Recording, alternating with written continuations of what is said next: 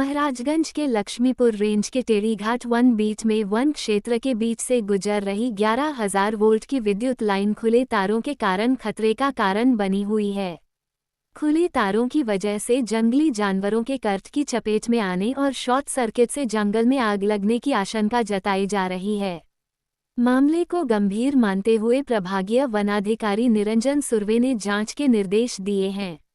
साथ ही विद्युत विभाग को सुरक्षा के मद्देनजर खुले तारों के स्थान पर आर्मर्ड केबल लगाने की आवश्यकता बताई गई है, ताकि वन्यजीवों और जंगल को संभावित खतरे से बचाया जा सके।